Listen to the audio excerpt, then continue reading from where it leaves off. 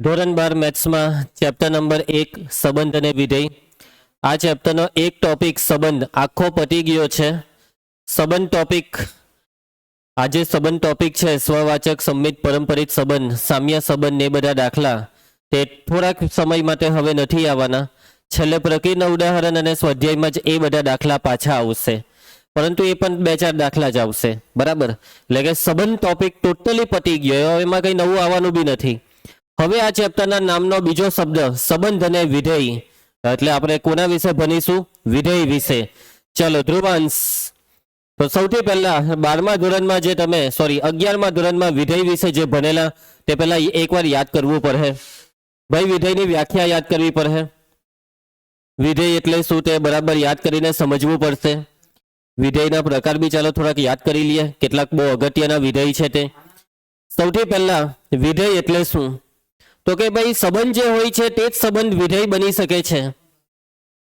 સંબંધ જે હોય તે જ વિધેય બની શકે છે. બસ એમાં એક શરત છે, અને શરત શું છે? તો કે ભાઈ જે પ્રદેશ છે ને, પ્રદેશ, એ પ્રદેશ મતલબમાં જે ઘન સંબંધ એ થી બી પર હોય તો જે એ છે ને તે આખો પ્રદેશ બનવો જોઈએ, અને એ પ્રદેશના તમામ ઘટકને પ્રતિબિંબ મળવા જોઈએ, અને તમામ ઘટકના પ્રતિબિંબ પણ કેવા હોવા જોઈએ? અનન્ય. તો તે સંબંધને વિધેય કહેવાય. શું કહેવાય? વિધેય. કિરણ આકૃતિ દ્વારા તમે બહુ આરામથી સમજી શકો છો. કિરણ આકૃતિની વાત આવે તો બે ઘન છે એ અને બી. ઘન એ ની અંદર માની લો કે 1 2 3 4 છે. બી ની અંદર માની લેવો એબીસી છે. ચલો ડીહો લઈ લો. હવે જુઓ, આ એકે એ પર તીર છોડ્યું, 2 એ સી પર અને 3 એ ડી પર. તો શું આ સંબંધ વિધેય છે? તીર છોડવાની પ્રક્રિયાથી સંબંધ તો બની ગયો, પરંતુ આ સંબંધ વિધેય નથી. કેમ નથી? કેમ કે આ ચારે તીર નહીં છોડ્યું, બધાએ તીર છોડવાનું. 4 એ 4. આજે પહેલો જે ગણ છે તેના તમામ ઘટકે તીર છોડવાનું. માની લેવો કે આ ચારે તીર છોડ્યું સી પર. તો શું હવે આ સંબંધ વિધેય છે? તો હવે આ સંબંધ વિધેય છે? હા કે ના? તો હવે આ સંબંધ વિધેય છે, કેમ કે ચારે તીર છોડ્યું, એટલે આ સંબંધ શું છે? વિધેય. પરંતુ માની લેવો કે આજે એક છે તેને એ પર તીર છોડ્યું અને એકે બી પર બી તીર છોડ્યું, તો હવે આ સંબંધ વિધેય નથી. કેમ કે આજે પહેલો ગણ છે તેના દરેક ઘટકે તીર છોડવાનું, પણ એક જ તીર છોડવાનું. જો કોઈ એક ઘટકે 2 તીર છોડ્યા તો બી વાત પતી ગઈ. એનો મતલબ કે ઘટક એકના 2 પ્રતિબિંબ, અને વ્યાખ્યા છે કે દરેક ઘટકને અનન્ય પ્રતિબિંબ હોવા જોઈએ, એક જ પ્રતિબિંબ હોવો જોઈએ. એકથી વધારે પ્રતિબિંબ હોય તો તેને વિધેય ના કહેવાય. દરેક ઘટકને પ્રતિબિંબ હોવા જોઈએ, એક જ પ્રતિબિંબ હોવું જોઈએ. તો તેવા સંબંધને શું કહેવાય? વિધેય કહેવાય. એટલે કે તમે 11મા ધોરણમાં વિધેયની જે વ્યાખ્યા ભણેલા તે વ્યાખ્યા કંઈક આવી હતી કે f from a to b, f from a to b માં એના પ્રત્યેક ઘટકને બી માં અનન્ય પ્રતિબિંબ મળે તો એફ ને વિધેય કહેવાય. બે શબ્દ મેઇન છે. એના પ્રત્યેક આ શબ્દ મેઇન છે. આ શબ્દ જો નહીં મળ્યો તો વ્યાખ્યાની પથારી ફેરવાઈ ગઈ. એના પ્રત્યેક અને બીજો શબ્દ છે અનન્ય. એના પ્રત્યેક ઘટકને બી માં અનન્ય પ્રતિબિંબ મળવું જોઈએ. એના પ્રત્યેકને બી માં અનન્ય પ્રતિબિંબ, તો તેને કહેવાય વિધેય. કીર્તન, આપણે આજે એ ટુ બી લખ્યું તેમાં એને શું કહેવાય? પ્રદેશ. ને બી ને સહપ્રદેશ. એને કહેવાય પ્રદેશ અને બી ને સહપ્રદેશ. હંમેશા આ જે બીજો જે ગણ હોય તેને સહપ્રદેશ જ કહેવાય. સંબંધમાં ભણેલા જ ને, તે સંબંધમાં ઘન એ થી બી પર નો સંબંધ હોય, એ થી બી પરનો સંબંધ તો સહપ્રદેશ બી. એવી રીતના વિધેય બી પોતે સંબંધ જ છે. એટલે કે એ થી બી પરનું વિધેય એ થી બી પરનો સંબંધ જ છે. બી પરનો એટલે બી ને કહેવાય સહપ્રદેશ. અને હવે બાકી રહ્યો વિસ્તાર. વિસ્તારનો મતલબ સિમ્પલ છે, સામે જેટલાને તીર વાગ્યું તે વિસ્તારમાં લેવાના, જેને તીર નહીં વાગ્યું તે વિસ્તારમાં નહીં લેવાના. તો અત્યારે આ વિધેય છે, હા કે ના? હા, કેમ કે બધાએ તીર છોડ્યા ને એક જ તીર છોડ્યું. તો આ વિધેયનો વિસ્તાર શું? એ સી ને ડી. એટલે કે વિસ્તાર એ સહપ્રદેશનો કોઈ ટુકડો હોય છે. કદાચ કોઈક વાર વિસ્તાર આખો સહપ્રદેશ બેઠો બી હોય. જો બધાને તીર લાગી જતે તો સહપ્રદેશ બરાબર વિસ્તાર. પરંતુ અહીંયા બધાને તીર નહીં લાગ્યા, એટલે કે વિસ્તાર એ સહપ્રદેશનો ઉપગણ છે, ટુકડો છે. ક્લિયર? વિસ્તાર એટલે શું? વિસ્તાર એટલે પ્રતિબિંબોનો ગણ. એકનું પ્રતિબિંબ એ, બેનું પ્રતિબિંબ સી, ચારનું પ્રતિબિંબ પણ સી, ત્રણનું પ્રતિબિંબ પણ ડી. બરાબર છે? એનો મતલબ પ્રતિબિંબ છે એ, સી અને ડી. તો આ પ્રતિબિંબના ગણને શું કહેવાશે? વિસ્તાર. વિસ્તાર માટે આટલું જ યાદ રાખવાનું, વિસ્તાર એટલે પ્રતિબિંબોનો ગણ. કોનો ગણ? પ્રતિબિંબોનો ગણ. હવે કદાચ તમારામાંથી કોઈના મનમાં કોઈ સવાલ થઈ શકે એવો, દાખલા તરીકે પુષ્પાને એવો સવાલ થયો કે સર અહીંયા સી ને તો 2 તીર વાગ્યા ને, આવું તો નહીં ચાલે ને? તો કે ભાઈ તમારે એ નથી જોવાનું કે અહીંયા સી ને કેટલા તીર વાગ્યા, તમારે ખાલી આ એ ને જોવાનો. બધાએ એક તીર છોડ્યું, ભલે આ બધાએ સી પર તીર છોડી દે તો બી ચાલે. આ એક બરાબર, આ બધા તીર આપણે અત્યારે છેકી કાઢીએ.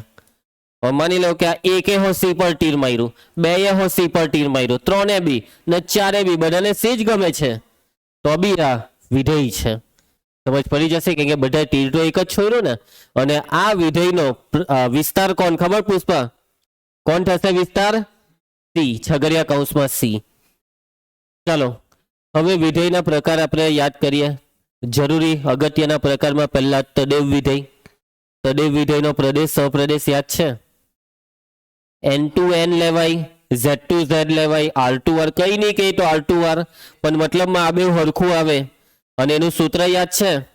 f of x બરાબર x. તદેવ વિધેયને ઇંગ્લિશમાં શું કહેવાય? Identity function. એટલે f of x ની જગ્યાએ એનું મૂળ નામ i of x છે. તદેવ વિધેયનો આલેખ પ્રથમ અને ત્રીજા ચરણ તેમજ ઉગમ બિંદુમાંથી પસાર થતી રેખા. તદેવ વિધેય પછી અચર વિધેય. અચર વિધેયનું સૂત્ર યાદ છે? f from r2 r અત્યારે માની લઈએ તો શું હતું સૂત્ર? f of x બરાબર કોઈ અચર c. c એટલે કોઈ બી સંખ્યા 5 15 25 17 -2 વર્ગમૂળ 5. હવે આ જે અચર વિધેય છે આનો વિસ્તાર શું આવે? આના અચર વિધેયમાં કયો લેવો? આ જે x લઈને તે પ્રદેશમાંથી લેવાનો. x બરાબર 2 લેવો, 5 લેવો, 7 લેવો, જવાબમાં તો c જ આવે, એટલે કે છગડિયા કૌંસમાં c. દરેક ઘટકનું પ્રતિબિંબ c છે, કઈ બી લેવો જવાબમાં c, એટલે વિસ્તારમાં c. બરાબર ને? એનો આલેખ માની લો કે c બરાબર આપણે 3 લઈએ તો y-અક્ષ પરનું બિંદુ 3 માંથી આડી લીટી દોરવાની અને કહેવાય અચર વિધેયનો આલેખ. તદેવ વિધેયનો વિસ્તાર શું આવે? તદેવ વિધેય માટે જે પ્રદેશ તે જ વિસ્તાર. માની લો પ્રદેશ r તો વિસ્તાર બી r. કે તદેવ વિધેયનું કામ શું છે? જે સવાલ તે જ જવાબ. તદેવ વિધેય 1 લેવો જવાબ 1, 5 લેવો જવાબ 5, 25 લેવો જવાબ 25, એટલે જે પ્રદેશ તે જ વિસ્તાર. કે જે સવાલ તે જ જવાબ. બરાબર? જે ઇનપુટ તે જ આઉટપુટ. બીજું કઈ? પુષ્પા ગયા વર્ષે બધું ડિટેલમાં ભણેલો છે, તો યાદ છે ને? ચલો એના પછી હવે અચર વિધેય પછી કયું વિધેય આવે? દેવા યાદ કર, માનાંક વિધેય. હવે આ જે માનાંક વિધેય છે તેમાં બી f from r2 r, f of x બરાબર માનાંક x. ચાલો માનાંક x ને તોડવો હોય તો તોડો. તો માનાંક કાં તો પ્લસ થી ખુલે કાં તો માઇનસ થી. માનાંક પ્લસ થી ક્યારે ખુલે? કે જ્યારે x 0 કે તેથી મોટો. માનાંક માઇનસ થી ક્યારે ખુલે? કે જ્યારે x 0 થી નાનો. યાદ આવે છે? માનાંક વિધેયનો વિસ્તાર ખબર છે કે ભાઈ? બોલો તો. ધન વાસ્તવિક અને 0. ધન વાસ્તવિક સંખ્યા અને 0 એટલે r પ્લસ યોગ 0. r પ્લસ નો મતલબ તમામ ધન વાસ્તવિક, અને એમાં 0 બી લેવો પડે. સમજ પડી? અને એનો આલેખ શું હતો? વી આકાર. આ છે માનાંક વિધેયનો આલેખ. યાદ આવ્યું તને પુષ્પા? ચલો એના પછી માનાંક વિધેય પછી હવે કયું વિધેય ખબર છે કિર્ટે? હે, ચિહ્ન વિધેય. ચાલો ચિહ્ન વિધેય f from r2 r. સૂત્ર બોલો. ચિહ્ન વિધેયનું કામ ચિહ્ન આપવાનું છે. હા યસ, ચિહ્ન વિધેયનું કામ ચિહ્ન આપવાનું, ને ચિહ્નનો મતલબ +1 -1 ને 0. +1 0 -1. કઈ સંખ્યાનું ચિહ્ન +1 હોય? જે ધન હોય, x greater than 0. કઈ સંખ્યાનું ચિહ્ન -1 હોય? જે ઋણ હોય. કોનું ચિહ્ન 0 હોય? જે 0 હોય. આનો વિસ્તાર બોલો. આ 3 સંખ્યા -1 0 ને 1, કેમ કે જવાબમાં આ 3 માંથી જ કોઈ એક આવે, એટલા માટે આ એનો શું છે? વિસ્તાર. અને આનો આલેખ યાદ છે? ઉગમ બિંદુ પર ડાર્ક સર્કલ, પછી અહીંયા એકરા પર ઓપન સર્કલ, અને ત્યાંથી એમ લીટી આવે ને -1 પર એક ઓપન સર્કલ ને ડાબી સાઈડ લીટી. આ છે ચિહ્ન વિધેયનો આલેખ. એના પછી બહુપદી વિધેય. આ બહુપદી વિધેય વિશે કંઈ સમજાવવાની જરૂર નથી. બહુપદી સાથે તમે 7મા 8મા ધોરણથી કામ કર્યું છે. દરેક બહુપદી એક વિધેય છે, કેમ કે બહુપદી પણ હંમેશા જવાબમાં કોઈ અનન્ય કિંમત આપે છે. કેવી કિંમત આપે? અનન્ય કિંમત. બહુપદી પછી સમમેય વિધેય. કોને કહેવાય? સમમેય વિધેય. જેનો અંશ અને છેદ બંને બહુપદી હોય તેવા વિધેયને સમમેય વિધેય કહેવાય. એફ ઓફ એક્સ ના છેદમાં જી ઓફ એક્સ એ સમમેય વિધેય છે. એફ ઓફ એક્સ શું છે? ધ્રુવાંશ બહુપદી. જી ઓફ એક્સ પણ શું છે? બહુપદી. બહુપદીના છેદમાં બહુપદી એટલે એ વિધેયને કહેવાય દેવા સમમેય વિધેય. કેવું વિધેય? સમમેય વિધેય. બહુપદી અને સમમેય વિધેયનો આલેખ ફિક્સ હોતો નથી. દરેક બહુપદીનો આલેખ જુદો જુદો હોય, દરેક સમમેય વિધેયનો આલેખ જુદો જુદો હોય. દરેક બહુપદી અને સમમેય વિધેયનો પ્રદેશ સહપ્રદેશ બધી જ વસ્તુ શું હોય છે? જુદી જુદી જુદી. અને છેલ્લે કયું વિધેય બાકી રહી દેવા? મહત્તમ પૂર્ણાંક વિધેય. પેલો અસમમેય વિધેય બોલે છે. મહત્તમ પૂર્ણાંક ભાગ વિધેય યાદ આવે કઈ? માનજી એફ ઓફ એક્સ બરાબર યાદ આવે? ચોરસ કૌંસમાં એક્સ લખાય. આને બોલાઈશું integer part of x. Integer part of x અથવા બોક્સ એક્સ, અથવા તો ગુજરાતીમાં બોલ પુષ્પા તો મહત્તમ પૂર્ણાંક ભાગ એક્સ. જે બોલે તે ચાલે. બરાબર. અને બોક્સ કેવી રીતના કામ કરે યાદ છે તમને? આ બોક્સની અંદર માની લો કે 2.5 તો આનો જવાબ કેટલો? 2. 4.7 તો આનો જવાબ કેટલો? 4. પોઈન્ટ પછીની સંખ્યા નીકળી જાય ને પોઈન્ટની આગળ જે હોય તે જવાબ બની જાય. 9.9999 તો આનો જવાબ કેટલો? 9 જ. પોઈન્ટ પછીનું કાઢી જ નાખવાનું ભાઈ. ચાલો 10 નો જવાબ કેટલો? 10. પૂર્ણાંકનો જવાબ પૂર્ણાંક પોતે. -7 નો જવાબ -7 પોતે. પણ હવે બોલજો -6.12 આનો જવાબ -7. બરાબર. કેમ કે ઋણ સંખ્યામાં પોઈન્ટ પછી જે હોય તે કરો, અને જે સંખ્યા 6 છે તો 6 પછી જે આવે તે લેવાની, એ બી ઋણમાં. -7 યાદ આવે? એ રીતના માની લો કે -2.25 હતો તો આનો જવાબ -3. તો આવી રીતના મહત્તમ પૂર્ણાંક વિધેય કામ કરે છે. અને એનો આલેખ યાદ આવે? એટલે દાદરા બને એમ. એ દાદરા બને ને એટલે જ આ મહત્તમ પૂર્ણાંક વિધેયનું બીજું નામ છે સ્ટેપ ફંક્શન. કયું ફંક્શન? Step function. ચાલો, તો વિધેય વિશે જેટલી બી જરૂરી વસ્તુ હતી જે તમે 11માં ભણેલા તે બધી વસ્તુ તમને યાદ કરાવી દીધી. આ બધું યાદ રાખજો અને ઘરે ગઈને પાછું મસ્ત એકવાર યાદ કરી લેજો. ચાલો, હવે આપણે ધોરણ 12માં આવી જઈએ. તો ધોરણ 12માં હવે આપણે શું ભણવાનું છે? તો આપણે ભણવાના છે વિધેયોના પ્રકાર. ભાઈ સાહેબ, વિધેયોના પ્રકાર. 2 પ્રકાર વિશે ભણવાનું છે મંજીત. કેટલા પ્રકાર? 2. એક વિધેય ને વ્યાપ્ત વિધેય. એક જેવો શબ્દ તેવો મતલબ, એક પર એક. અને કોઈ 2 માટે બી કોઈ એક નહીં. એક નો મતલબ એક જ. ધ્રુવાંશ પ્રેરણા અને પુષ્પા બી પ્રેરણા, તો લોચો ફરી જાય. સમજ જા. તો 2 પર 1 થઈ ગયો એટલે અલા બે શરમ. એટલે આને એક નો મતલબ કે ધ્રુવાંશની વાઈફ પ્રેરણા, તો પુષ્પાની વાઈફ કોઈ બીજી પાંખરી, પણ પ્રેરણા નહીં એમ. ચાલો ધ્યાન આપજો. હલા પુષ્પા તું કેમ પ્રેરણાને લાઈન માર્યા કરે છે? ચાલો ધ્યાન આપજો. તો હવે સમજીએ. ચાલો વિધેયને સમજીએ. પણ ઉદાહરણ મસ્ત હતું, એમ સમજ પડી ગઈ. સમજ્યા પહેલા સમજ પડી ગઈ બધાને. વિધેય f from x to y ને જો f ની અંતર્ગત પ્રદેશ x ના ભિન્ન ઘટકોના પ્રતિબિંબો પણ ભિન્ન હોય તો વિધેય f ને એક વિધેય કહેવાય. એક વિધેયને ઇંગ્લિશમાં કહેવાય વન ફંક્શન, અથવા બીજો શબ્દ છે ઇન્જેક્ટિવ. બરાબર છે? ઇન્જેક્ટિવ. વન.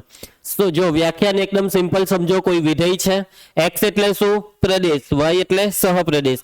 તો આ લોકો એમ કહે છે પ્રદેશ x ના જેટલા બી ઘટક હોય તે દરેક ઘટકના પ્રતિબિંબ ભિન્ન હોવા જોઈએ. પ્રદેશના દરેક ઘટકના પ્રતિબિંબ ભિન્ન. માની લો પ્રદેશમાં 1 નું પ્રતિબિંબ 5, તો 2 નું પ્રતિબિંબ હવે 5 નહીં આવવું જોઈએ. 2 નું પ્રતિબિંબ 7 આવે, 10 આવે. 3 નું પ્રતિબિંબ 15. હા ના માઈ, જુદા જુદા ઘટકોના પ્રતિબિંબ જુદા જુદા હોવા જોઈએ. જ્યારે વિધેયની વ્યાખ્યામાં એવું નથી. વિધેયની વ્યાખ્યામાં કે પ્રતિબિંબ અનન્ય હોવા જોઈએ. એટલે કે કોઈ 2 ઘટકના પ્રતિબિંબ સમાન હોય તો ચાલે, પરંતુ કોઈ બે ઘટકમાં કોઈ પહેલા ઘટકને બે પ્રતિબિંબ હોય તો નહીં ચાલે. સમજ્યા? એટલે કે શોર્ટમાં જે કિરણ આકૃતિની વાત કરીએ તો આપણે આ ઉદાહરણ જોઈ લો ને, આમાં બધાએ સી પર તીર માર્યું એટલે કે બધાનું પ્રતિબિંબ સી. તો આ એક એક નથી. એક એક નો મતલબ એકે એ પર તીર માર્યું તો હવે એ પર બીજા કોઈએ તીર મારવાનું જ નહીં. સમજ્યા? એક પર એક જ તીર લાગવું જોઈએ. એ પર એક તીર લાગ્યું, હવે પોઈતું. હવે જો એ પર કોઈ બીજા તીર મારી દીધું એટલે એક એક નથી. તો આ છે એક એકની વ્યાખ્યા. અને આ વ્યાખ્યા શું કહેવા માંગે છે? પ્રદેશના ભિન્ન ઘટકોના પ્રતિબિંબ ભિન્ન. ઘટક ભિન્ન, પ્રતિબિંબ ભિન્ન. ચલો વ્યાખ્યામાં કોને નહીં સમજ પડી? આગળ વધીએ. હવે દાખલા કરવા માટે જે વ્યાખ્યા છે ને તે આ બે વ્યાખ્યા છે. આ બે મગજમાં મસ્ત ઉતારો, બરાબર ધ્યાન આપજો. વિધેય છે f from x to y. પ્રત્યેક x1, x2 belongs to capital X માટે જો x1 અને x2 સમાન નથી તો તેના પ્રતિબિંબ f of x1 અને f of x2 પણ સમાન નહીં હોવા જોઈએ. તો વિધેય f એ એક એક છે. શું કહેવા માંગે છે આ વસ્તુ? કે પ્રદેશમાંથી બે ઘટક લીધા અને જો એ બે ઘટક જુદા જુદા તો એ બેઉના પ્રતિબિંબ પણ જુદા જુદા. આ f નો મતલબ x1 નું પ્રતિબિંબ ના છે x2 નું પ્રતિબિંબ. x1 x2 જુદા તો x1 x2 ના પ્રતિબિંબ પણ જુદા. x1 not equal to x2 implies f of x1 not equal to f of x2. જો આ વસ્તુ થાય તો વિધેયને કેવું વિધેય કહેવાય? એક એક, વન વન ઇન્જેક્ટિવ. ક્લિયર? ચલો હવે આ વ્યાખ્યા એકદમ ધ્યાનથી સમજજો. જો વિધેય f from x to y ને પ્રત્યેક x1 x2 belongs to capital X માટે સમજો. હવે f of x1 બરાબર f of x2 હોય તો x1 બરાબર x2 થાય તો તે વિધેયને એક એક વિધેય કહેવાય.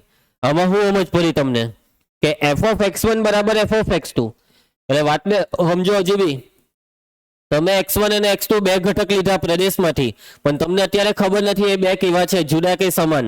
તમે બસ લીધા ને ડાયરેક્ટ વિધેયમાં નાખ્યા અને વિધેયમાં નાખ્યા પછી વિધેયના જવાબ હરખા આવ્યા, પ્રતિબિંબ બેવના હરખા આવ્યા.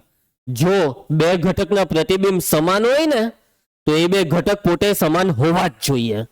જો પ્રતિબિંબ સમાન હોય પણ ઘટક જુદા હોય તો વાર્તા પતી ગઈ. બે જુદા ઘટકે એક સમાન ઘટક પર તીર માર્યું એવું થઈ જશે. સમજ પડશે? એટલે કે જો x1 અને x2 ના પ્રતિબિંબ સમાન તો x1 અને x2 બંને સમાન થવા જ જોઈએ. જો આ વસ્તુ થઈ તો તે વિધેયને કહેવાય એક એક વિધેય. પ્રતિબિંબ સમાન તો ઘટક સમાન, ઘટક જુદા પ્રતિબિંબ જુદા. આ પહેલી વ્યાખ્યામાં ઘટક જુદા પ્રતિબિંબ જુદા અને બીજી વ્યાખ્યામાં પ્રતિબિંબ સમાન ઘટક સમાન. મગજમાં બેસી જાય. તમારી ચોપડીના 10% દાખલા આ રીતે થશે, 10% દાખલા અને 90% દાખલા આ સૂત્રથી થશે. આ સૂત્ર સમજવાનું છે તમારે. ક્લિયર? હું રિવર્સ, આનું રિવર્સ કર્યું, આનું રિવર્સ તું એમ કે x1 બરાબર x2 સમજજે. એટલે તને પહેલેથી જ ખબર છે x1 અને x2 સરખા છે તો x1 x2 સરખા હોય તો પ્રતિબિંબ સરખા જ થવાના. તો વ્યાખ્યાનો કઈ મતલબ જ નહીં કર્યો. સમાન ઘટકના પ્રતિબિંબ સમાન થાય. પણ હવે સમજ, હું તને એક ઉદાહરણ આપું. f of x બરાબર x2 લે. હવે આ વિધેય માટે જોજે f of 3 અને f of -3 શું આ બે સમાન છે? તો હા, 3 નો વર્ગ બી 9 થાય ને -3 નો વર્ગ બી 9 એટલે આ બે સમાન છે. જો આ બે સમાન હોય તો આ બે પણ સમાન થવા જોઈએ. શું 3 ને -3 સમાન થાય? ના. એનો મતલબ કે વિધેય એક એક નથી. કેમ? બે જુદા ઘટકના સમાન પ્રતિબિંબ. 3 નું પ્રતિબિંબ બી 9, -3 નું પ્રતિબિંબ બી 9. 3 બી 9 પર તીર માર્યું, -3 બી 9 પર તીર માર્યું. એટલે કે જો જવાબ સરખા હોય, પ્રતિબિંબ સમાન તો ઘટક સમાન હોવા જ જોઈએ. તો એક એક છે. બધું પહેલેથી જ બેવમાં 3 મૂક્યા. સર મેં પહેલેથી આવું લઈ લઉં 3 બરાબર 3 તો એમાં થવાનું હું 3 નો વર્ગ 9 ને પેલાનો 9, એ તો હરખું જ થવાનું. ક્લિયર? ચાલો એના પછી આ વ્યાખ્યા બી તમને આ જ ઉદાહરણથી સમજાવી દેમ. હવે આ જ ઉદાહરણમાં x1 not equal two x2 એટલે જો આ જે ઉદાહરણ છે ને આર્યુઆ તેમાં 2 અને -2 લીધું. શું આ બે સરખા છે? ના. જો આ બે સરખા નથી તો આ બેના પ્રતિબિંબ બી સરખા નહીં આવવા જોઈએ. અહીંયા નોટ ઇક્વલ ટુ આવશે તો 2 નો વર્ગ કેટલો થાય? 4, -2 નો વર્ગ 4 એટલે આ તો ઇક્વલ થઈ ગયું એટલે એક એક નથી. નોટ ઇક્વલ આવવું જોઈએ. તો એક એક છે. ઘટક જુદા પ્રતિબિંબ જુદા. પ્રતિબિંબ સમાન ઘટક સમાન. ચાલો એક એકમાં કોઈને કઈ તકલીફ અને છેલ્લી લીટી જો વિધેય એફ એક એક વિધેય ન હોય તો એનો મતલબ કે અનેક એક વિધેય છે એક એક નથીનો મતલબ અનેકે કોઈ એક પર તીર માર્યું બરાબર છે એક એકમાં એક પર તીર માર્યું પટી ગયું હવે બીજું તીર સામે નહીં લાગે જ્યારે અનેક એકનો મતલબ કોઈ એકથી વધારે ઘટકોએ કોઈ એક સમાન સંખ્યા પર તીર માર્યું ચાલો હવે વ્યાપ્ત વિધેયને સમજીએ વ્યાપ્તનો મતલબ શું થાય ખબર આ ગુજરાતીનો શબ્દ છે વ્યાપ્ત વ્યાપ્ત એટલે ફેલાઈ જવું વિસ્તરી જવું બરાબર વ્યાપ્ત થઈ જવું દેવેન્દ્રની કીર્તિ આખી દુનિયામાં વ્યાપ્ત છે એલા ઓ ભાઈ ઓકે ધ્યાન આપજો તો વ્યાપ્ત વિધેયની એકદમ સિમ્પલ દેશી વ્યાખ્યા સમજજે કીર્તિ જો કોઈ વિધેયનો વિસ્તાર તેના સહપ્રદેશ જેટલો હોય તો તે વિધેયને વ્યાપ્ત વિધેય કહેવાય એકદમ સિમ્પલ વ્યાખ્યા કે વિધેયનો વિસ્તાર કેટલો સહપ્રદેશ જેટલો તો તે વિધેય વ્યાપ્ત વિસ્તાર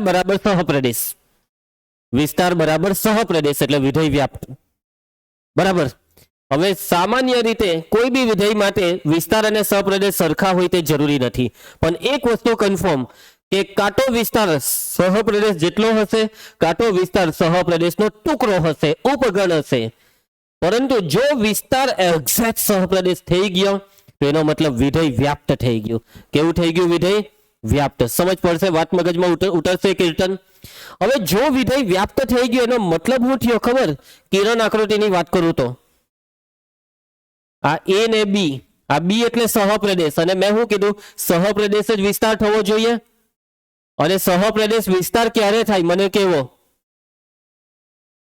જ્યારે વિસ્તારમાં 3 3 આવી જાય એ હો આવી જાય બી હો આવી જાય સી હો અને વિસ્તારમાં 3 3 ક્યારે આવે જ્યારે 3 3 ને તીર લાગે એકે મારી લો બી પર તીર માર્યું બે એ સી પર અને 3 બી પર તીર માર્યું તો શું અહીંયા સહપ્રદેશ ને વિસ્તાર હરખા થયા ના વિસ્તારમાં બી ને સી એ રહી ગયો મતલબમાં કોઈને હો તીર વાગવાનું રહેવું નહીં જોઈએ હવે આ વિધેય વ્યાપ્ત થયું કોઈને બી તીર વાગવાનું રહી ગયું હવે કોઈ બી રહી ગયો એટલે આ વિધેય વ્યાપ્ત નથી વ્યાપ્ત એટલે ફેલાવામાંથી રહી ગયો વ્યાપનો મતલબ ફેલાઈ જવો જોઈએ આખા સહપ્રદેશમાં બધાને તીર મારવાના કોઈ બાકી નહીં રાખવાનું કોઈ જીવતો નહીં રહેવો જોઈએ બધાને તીર મારવાના સમજી ગયા ક્લિયર તો આને શું કહેવાય વ્યાપ્ત સો વ્યાપ્તનો દેશી મતલબ બધાને તીર વાગવા જોઈએ અને વ્યાપ્તમાં બધાને તીર વાગવાના જોઈનો મતલબ કે સહપ્રદેશના દરેક ઘટક પ્રતિબિંબ બનવા જોઈએ સહપ્રદેશના દરેક ઘટક પ્રતિબિંબ બનવા જોઈએ કોનું પ્રતિબિંબ પછી જેનું પ્રતિબિંબ હોય તેનું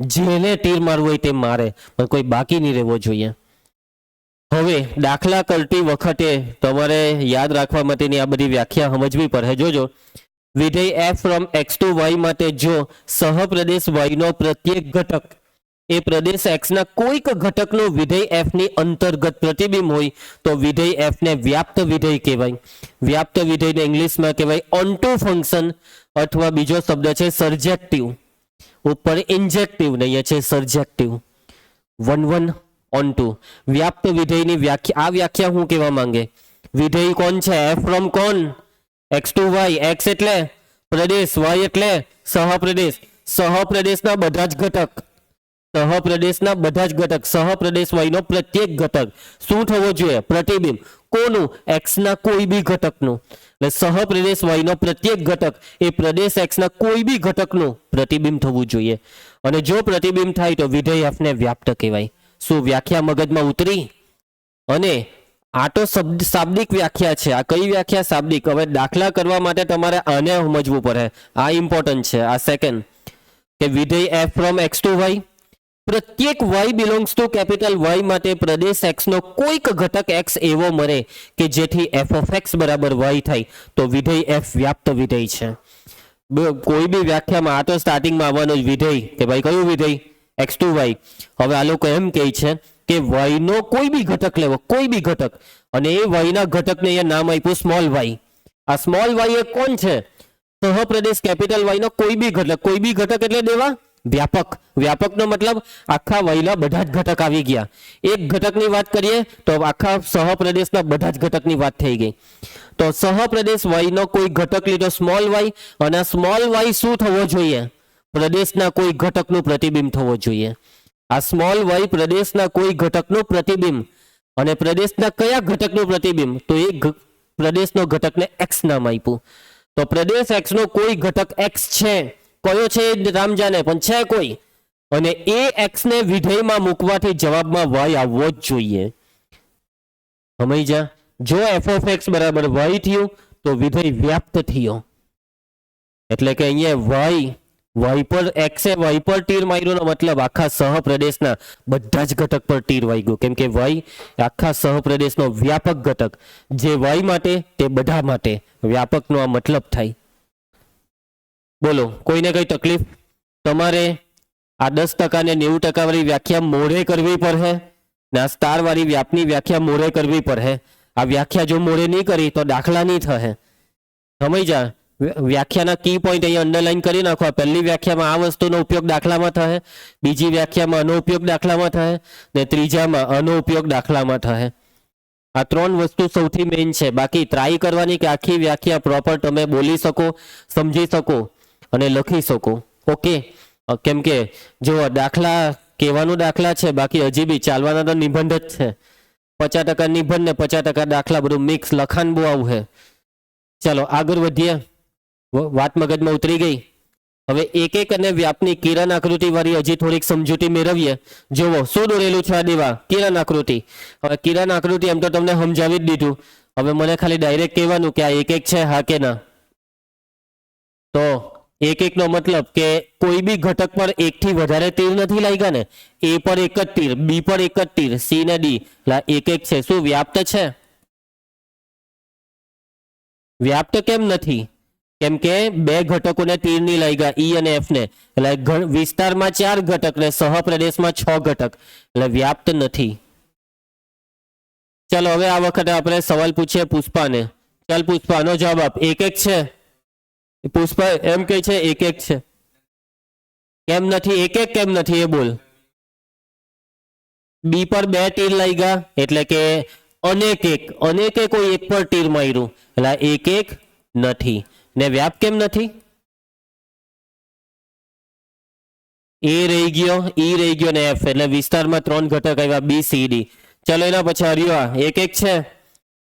એક નથી, એ પર 2 તીર વાગ્યા, પણ વ્યાપ્ત છે. શું બધા જ ઘટકને તીર વાગ્યા? હા, વ્યાપ્ત છે. 3 ઘટકને તીર વાગ્યા, ભલે એ ને 2 તીર વાગ્યા, એ પણ વાગ્યા ને. ચાલો એના પછી આ એક ને વ્યાપ બંને છે, એક બી છે, વ્યાપ પણ છે. કિરણ આકૃતિ બહુ ઇઝી મેથડ છે, તરત જ જવાબ ખબર પડી જાય એક ને વ્યાપનો. ચલો હવે છેલ્લી વ્યાખ્યા જોઈ લઉં, સમજી લઉં કે જો વિધેય f from x to y એ એક અને વ્યાપ્ત બંને હોય તો વિધેય f ને એક અને વ્યાપ્ત વિધેય કહે છે. આ વ્યાખ્યા શું કહેવા માંગે છે કે જો વિધેય, સમજો આ વ્યાખ્યા હું કહી તે, જો વિધેય એક ને વ્યાપ્ત બંને હોય તો તેને એક ને વ્યાપ્ત કહેવાય. એ તો લખેલો છે. જો વિધેય f એક અને વ્યાપ્ત બંને હોય તો તે વિધેયને એક અને વ્યાપ્ત વિધેય કહેવાય. તો મતલબમાં એકચ્યુઅલી એક અને વ્યાપ્ત, જે વિધેય એક અને વ્યાપ્ત બે હોય ને તેના માટેનો એક શબ્દ છે બાઇજેક્ટિવ. કયો શબ્દ છે? બાઇજેક્ટિવ. એટલે કે આ વ્યાખ્યા છે બાઇજેક્ટિવની વ્યાખ્યા, અને આ બાઇજેક્ટિવનું ગુજરાતી કંઈ થાય જ નહીં. એટલે અહીંયા એ લોકોએ શબ્દ જ નથી ગુજરાતીમાં લખવા માટે કે જે વિધેય એક અને વ્યાપ્ત હોય તેને કેવું કહેવાય? બાઇજેક્ટિવ. અને એનો ગુજરાતી શબ્દ નહીં હોવાથી પાછું એ જ લખ્યું કે જે વિધેય એક અને વ્યાપ્ત હોય તેને એક ને વ્યાપ્ત કહેવાય. બરાબર? ઇંગ્લિશ ચોપડીમાં આપણે જોઈએ તો ત્યાં બાઇજેક્ટિવ એમ લખેલું છે, અહીંયા કાઉન્સમાં એમ તો લખેલું જ છે. એક એટલે ઇન્જેક્ટિવ, વ્યાપ્ત એટલે સર્જેક્ટિવ, ને બે હોય તો બાઇજેક્ટિવ. ચાલ મંજેત, હવે ઉઠી જા. તું કેમ સૂઈ ગયો? હું ખાઈને આવ્યો?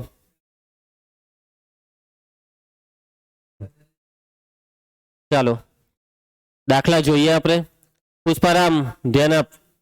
કીર્તે ઉદાહરણ 7. એક શાળાના ધોરણ 10 ના બધા જ 50 વિદ્યાર્થીઓનો ગણ કેપિટલ એ છે. કેપિટલ એમાં શાળાના 50 વિદ્યાર્થી. વિધેય છે f from a to n, f of x બરાબર વિદ્યાર્થી x નો રોલ નંબર દ્વારા વ્યાખ્યાયિત હોય તો સાબિત કરો કે f એક તો છે પરંતુ વ્યાપ્ત નથી. સાબિત કરો વિધેય f એક એક છે પણ વ્યાપ્ત નથી.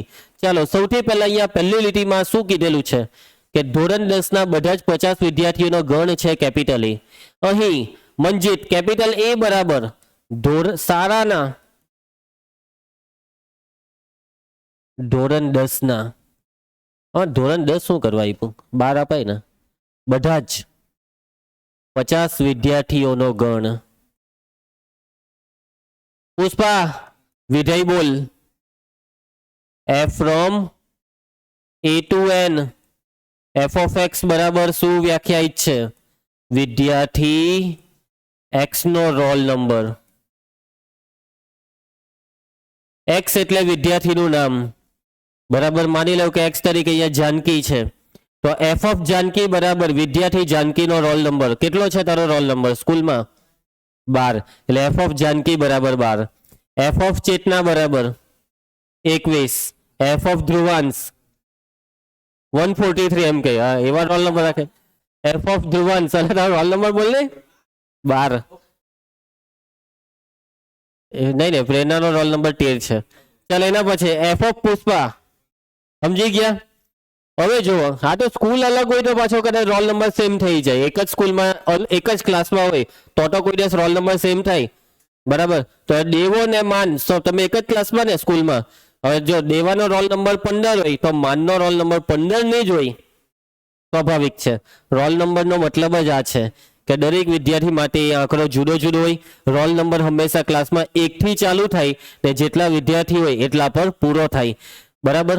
એટલે ક્લાસમાં 50 વિદ્યાર્થી હોય તો રોલ નંબર 1 થી ચાલુ થાય ને 50 પર પૂરો થાય. એટલે કે આ તો એક સામાન્ય જ્ઞાનની વાત છે કે દરેક વિદ્યાર્થીનો રોલ નંબર અનન્ય હોય, એક જ હોય. એટલા માટે આ વિધેય કેવું વિધેય છે? એક એક.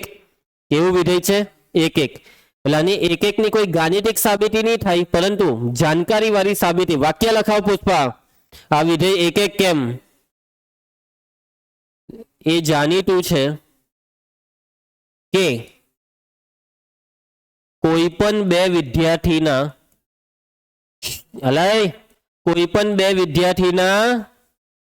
રોલ નંબર ક્યારેય એક સરખા અથવા એક સમાન ન હોય. આ વસ્તુ જાણીતી છે. કોઈ પણ બે વિદ્યાર્થીઓના રોલ નંબર ક્યારેય એક સરખા ન હોય માટે f એક એવું વિધેય છે? એક એક વિધેય છે. ચાલો હવે આ વિધેય શું વ્યાપ્ત થશે? સાબિત કરવાનું છે કે વિધેય f વ્યાપ્ત નથી.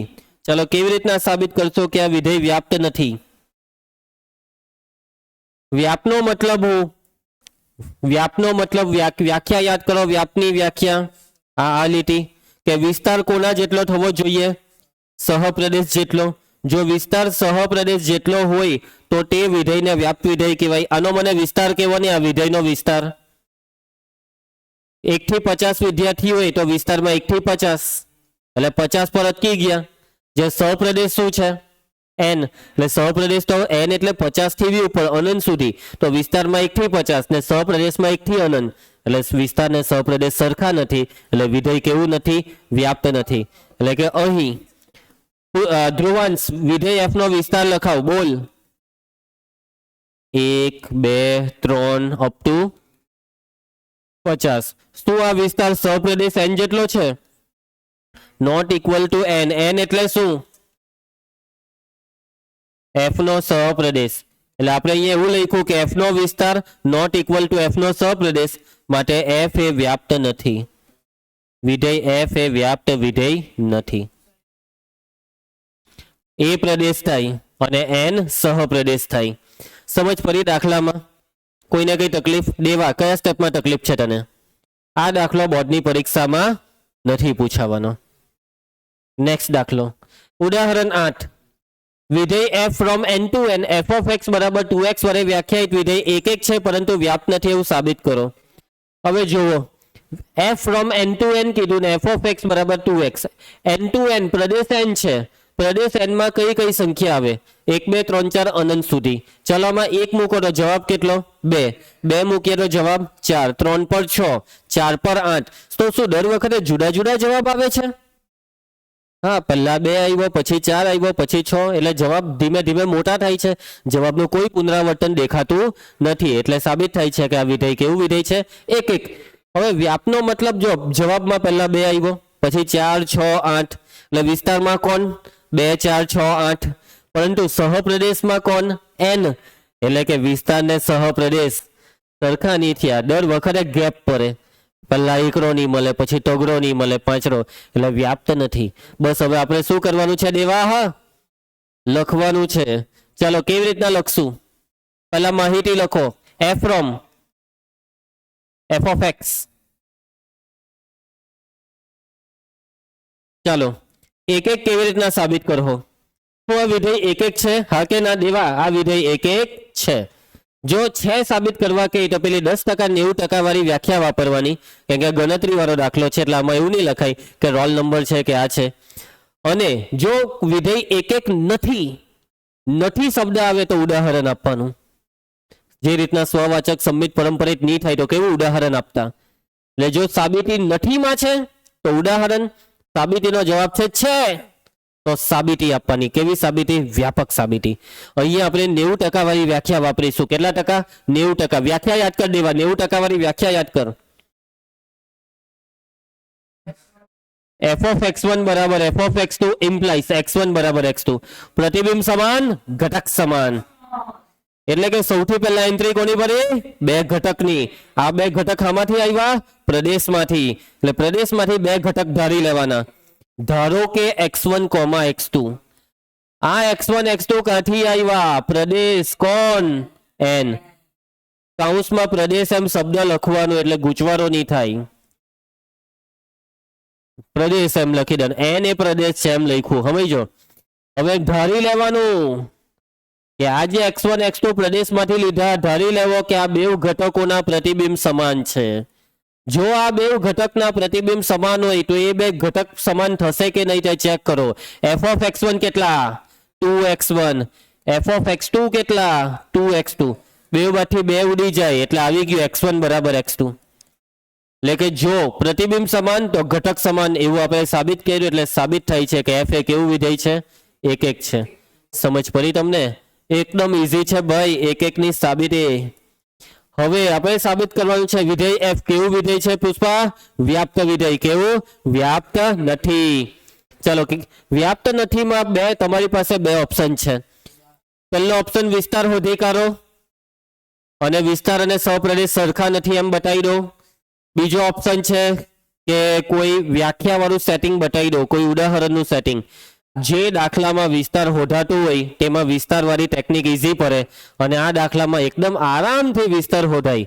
કેમ કે એ પેટર્ન બની. પેટર્ન n માં એક પેટર્ન છે કે ભાઈ 1 લીધું તો 2, 2 લીધું તો 4, 3 લીધું તો 6, એટલે વિસ્તારની પેટર્ન બની ગઈ 2 4 6. એટલે એનો મતલબ 4 6 પછી 8, 8 પછી 10 એ પેટર્ન. જ્યાં પેટર્ન નહીં બને ત્યાં વિસ્તાર નહીં શોધાય, જ્યાં પેટર્ન બને ત્યાં વિસ્તાર શોધાય. ચલો તો અહીં f of 1 કેટલા પુષ્પા? f of 1 બરાબર આમાં 1 મૂક તો 2 એકા 2 મૂક, 2 દુ 4, 3 મૂક, 3 દુ 6, બસ અટકી જાવ. અને આ પેટર્ન એવું કહે છે કે f નો વિસ્તાર શું? બોલો f નો વિસ્તાર 2 4 6 અપ ટુ 16. શું આ વિસ્તાર સહપ્રદેશ જેટલો છે? Not equal to n. આ n એટલે શું? f નો સહપ્રદેશ. એટલે આ શું લખ્યું આપણે? વિસ્તાર નોટ ઇક્વલ ટુ સહપ્રદેશ. એટલે f એ કેવું નથી? વ્યાપ્ત નથી. જો તમારે અહીંયા સાબિત કરવું હોય વ્યાપ્ત નથી તો બીજો બી એક રસ્તો હતો, અને બીજો રસ્તો છે ઉદાહરણ. હવે આ સહપ્રદેશ છે કેપિટલ N, તો સહપ્રદેશનો કોઈ એક એવો ઘટક બોલો કે જે વિસ્તારમાં નહીં આવે, કોઈ બી એક ઘટક. 3 નહીં આવે તો એવું બતાવો કે જવાબમાં 3 નથી આવતું. એટલે અનિષ્ટાપટ્ટીની રીત આવે. અનિષ્ટાપટ્ટી ધારી લેવાનું કે f of x નો જવાબ 3 છે એવું ધારી લેવાનું કે ચાલો ને 3 આવતું છે માની લીધું. તો 3 આવતું છે તો કયા ઘટકનું પ્રતિબિંબ 3 તે શોધવાનું. ઘટક શોધો. f of x 2x, 2x બરાબર 3 તો x બરાબર 3/2. એટલે કે આ 3/2 નું પ્રતિબિંબ 3 છે, પરંતુ આ 3/2 પ્રદેશમાં હોવા જોઈએ ને? નથી. Does not belongs to Pradesh n. એટલે સાબિત થાય છે કે f એ વ્યાપ્ત નથી. આ રીતના લખી દઉં તો બી ચાલે, પણ મારા હિસાબે આ જ સારું છે. વિસ્તારની પેટર્ન બને, પેટર્ન બનાવો, વિસ્તાર શોધો, નોટ ઇક્વલ ટુ જે આવે તે લખીને સાબિત કરી દેવાનું. એના પછી શું થાય છે તને ભાઈ? ચેપ્ટર એમની પથે હજી તો 3-4 લેક્ચર લાગશે. અને ચાલો હજી તો વિધેય ટોપિક, પછી પાછું એમાં સંયોજન આવશે, પછી પ્રતિવિધેય ટોપિક આવશે ને પછી પ્રકીર્ણ આવશે. અઠવાડિયું લાગી જ જશે આમાં.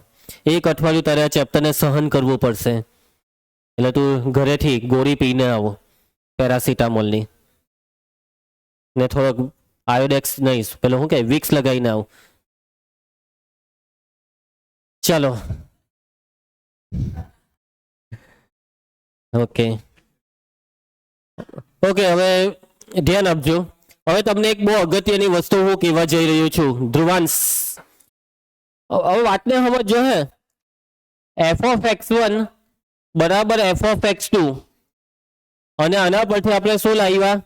x1 બરાબર x2.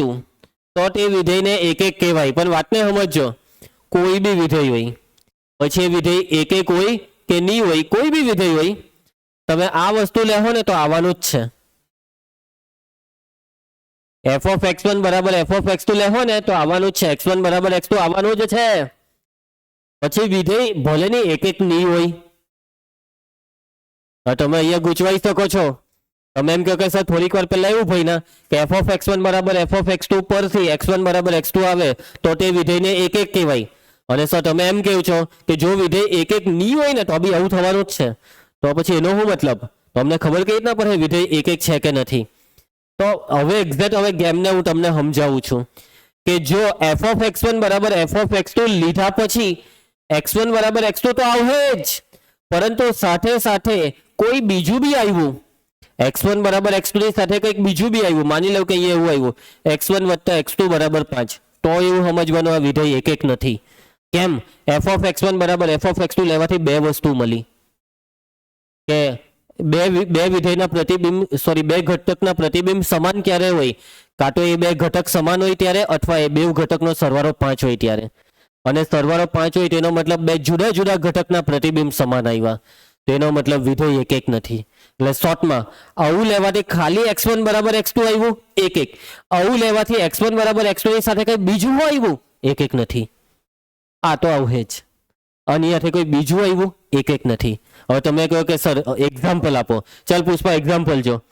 f from R to R f(x) બરાબર x2. મને પહેલા એ કહેવો તમારા હિસાબે શું આ વિધેય એક એક છે કે નથી? 2 નો વર્ગ માઇનસ 2 નો વર્ગ. તો કેમ એક એક નથી એમ કહે છે? પણ એક એક છે એમ બોલેલો તું નથી. ઓકે બરાબર બોલ્યો, એક એક નથી, પેલો ખોટું બોલ્યો. આ વિધેય એક એક નથી. કેમ? કે 2 નું પ્રતિબિંબ બી 4 માઇનસ 2 નું બી 4 અને 2 અને માઇનસ 2 બે પ્રદેશમાંથી લેવાય છે. હવે ખબર પડી ગઈ દેવા એક એક નથી. આ વસ્તુ કર. ચાલ f(x1) બરાબર f(x2) કર. ચાલો ચેતના f(x1) કેટલા? x1² f(x2) કેટલા? x2². હવે શું કરીએ? બે બાજુ સ્ક્વેર કેન્સલ થઈ જાય, બે બાજુ વર્ગમૂળ લાગે. શું લાગે? વર્ગમૂળ. વર્ગમૂળમાં x1² માનાંક x1, વર્ગમૂળમાં x2² માનાંક x2. બે બાજુથી માનાંક ખોલીએ તો એનો મતલબ x1 બરાબર +or-x2, ને આનો મતલબ x1 બરાબર x2 અથવા x1 બરાબર -x2. એટલે જો આ વિધેય એક એક ની હતું ને એટલે અહીંયા બાજુમાં બીજું હો કઈ આવ્યું, આ તો આવશે જ. સમજ જા? હા. અને હું તમને સાચી વાત કરું ને, જો વિધેય એક એક નહીં હોય ને તો હું તમને આવું કરાવવા જ નહીં. હું ડાયરેક્ટ ઉદાહરણ આપીને જ સાબિત કરાવડાવી દે આ એક એક નથી. હું ડાયરેક્ટ એમ જ લખાવા 2 નો જવાબ બી 4 માઇનસ 2 નો જવાબ બી 4 એટલે આ વિધેય એક એક નથી. પૈ તું પહેલેથી આપણને ખબર જ છે એક એક નથી, એટલે આ બધા ટાઈલા કરવાના જ નહીં. Easy method. કોઈ બી ઉદાહરણ નાખો બનાવી દો એક એક નથી. ચાલો આગળ વધીએ. ઉદાહરણ 9. સાબિત કરો કે આ વિધેય એક એક ને વ્યાપ છે. તો એ જ આવ્યું. જોવો એ જ રકમ છે પણ ફરક શું છે? આમાં n2n છે, જરામાં r2r. હવે n2n માં એક એક હતું પણ વ્યાપ નહીં હતું, પણ r2r માં વ્યાપ બી થવાનું. ચાલો જોયા કરજે. પુષ્પા તમારું ધ્યાન છે કે નથી? નથી. અહીં f બરાબર f from r to r. Kirtan f(x) શું છે? ચાલ એક એક ની સાબિતીમાં કઈ નવું નથી, એક વખત એમ કહીને એક એક છે એમ સાબિત કરો એટલે તમને ખબર જ છે. ધારો કે x1, x2 belongs to Pradesh R. સાથે સાથે બીજું શું ધારવાનું કે f of x1 બરાબર f of x2. દેવા f of x1 નો જવાબ બોલ 2x1, f of x2 બોલ 2x2. બે બાથી બે ઉડી ગયો, x1 બરાબર x2. આને લેવાથી આ તો આવવાનું જ છે પણ આની સાથે બીજું તો કઈ નહીં આવ્યું ને, ના, માટે f એક એવું વિધેય છે, એક એક છે.